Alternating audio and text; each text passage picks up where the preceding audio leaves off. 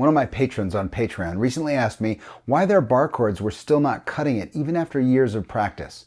Now, no matter what kind of guitar player, no matter what level of guitar player you encounter, chances are they're actively using bar chords in some way. But there are a couple of physical aspects to actually playing bar chords that if we don't get them right, that can trip us up a little bit. I recently completed a guitar course called Fretboard Essentials, and inside this course, there's a comprehensive lesson on bar chords. And inside this lesson, I exposed the two primary physical reasons why guitarists can still run into trouble with bar chords, even after years of playing them. Correcting these two issues will clean up your bar chords and get them from frustrating into useful. Here's that bar chord lesson from my Fretboard Essentials course.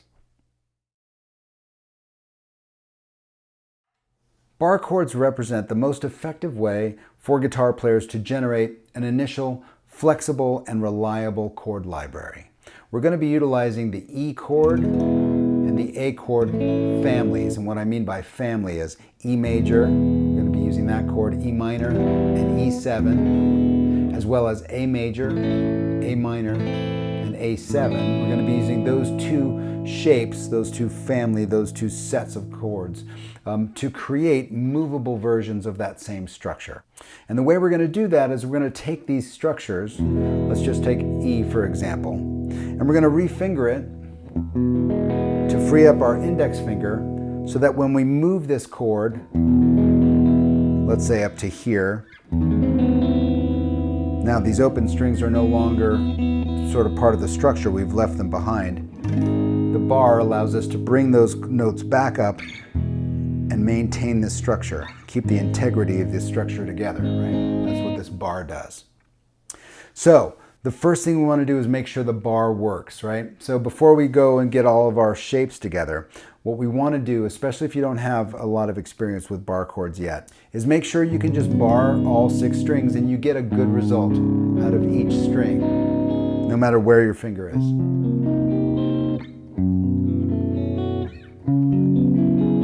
And that sound is reliable and your pressure is good. Two things to consider if you're not getting success from that capability right there. Number one is the knuckles on your finger create creases on the inside, right? Where they bend, they generate creases. If any of the strings sort of line up with these creases, it makes it a little harder to generate the correct amount of pressure. Let me demonstrate that for you. Here I've got this bar, right? It's working pretty well for me.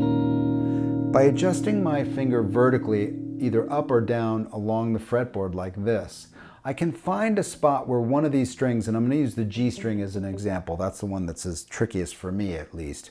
By moving my finger, I can line up the G string with this crease in my knuckle, and listen what happens. And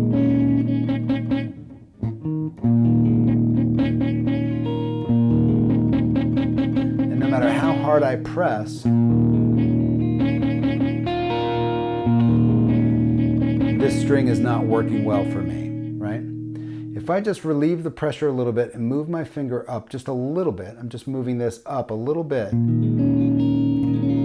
it not only takes less pressure, but now I've resolved that problem of that knuckle crease, right? And I've got, again, good results from all 6 strings, right? That's what we're after, no matter where you are. You've got all 6 strings are ringing out, right? The other thing to work out technically is that the action of the bar is really generated by this motion, right? This pinching motion.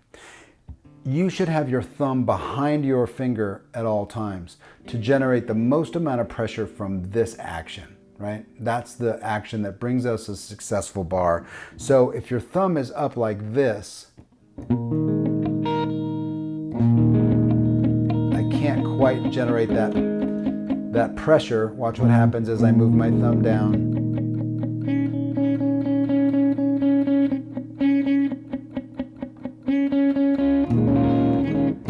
So 2 things, your vertical position on the fret itself and your thumb located directly behind to give you maximum sort of pinching pressure. Okay, so let's go back to our chord families. We're going to start with this E chord family. So this is E major, this is E minor, and this is E7. We're going to refinger those with these 3 fingers, and that frees up our index finger for the bar. Here's E major, E minor, and E7. And now we're free to move that up and place our bar down. right, so now I've placed the bar down. This happens to be F, so I've got an F. I can also play an F minor or an F7, right? And now I simply move and relocate the note I'm playing on the E string, and that becomes the name of the new chord. So E major, F major, G major, right? I'm just moving along that E string, A major, B major, C major, and so on. I could also play C minor or C7, G minor or G7, right? And what I'm doing is I'm just placing my finger on the new note. This is a G, and I'm putting down my minor shape, my major shape, or my dominant seventh shape, my seventh shape. We can do that same thing on the A family of chords, A major, A minor, A7. I've got to refinger these now with these three fingers so I can free up my index for the bar. Let's practice that. A major, A minor, A7. And then I simply move this up. Let's say I'm looking for a B chord, A, B. This is my new location, B. I can put down my major chord, B major, B minor, B7. You can also finger that like this. Take it up a half step from B to C. Now I've got C major, C minor, C7, right? So what this does is it allows me to play any major, minor, or seventh chord in two positions on the neck. Let me show you what I mean. Let's say we run across a song that has a B flat 7 in it. There are no open chord voicings we can use for B flat 7. We've got to use bar chords, or at least bar chords are going to be our fastest way in. So let's try the E shape first. We're going to simply find a B flat on that E string, E, F, G, A, B flat, and then we're going to put down our E7 voicing, right? B flat 7. B flat is my location, seventh chord is my voicing, right? I can do the same thing on the A string, A, B flat, and I put down my seventh chord voicing. B flat, 7, right? In this way, we can find two versions of any major, minor, or seventh chord, making bar chords our primary resource for a flexible, movable, and reliable library of chords.